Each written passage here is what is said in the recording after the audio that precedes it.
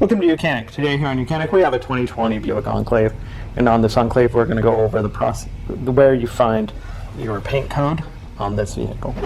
So say you need to know the paint code to be able to match your paint or to get some touch-up paint. I'm going to show you where you find that.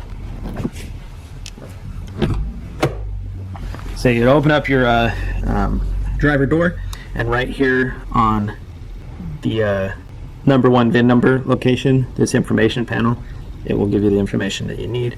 Now, so there's 2 ways you can get it.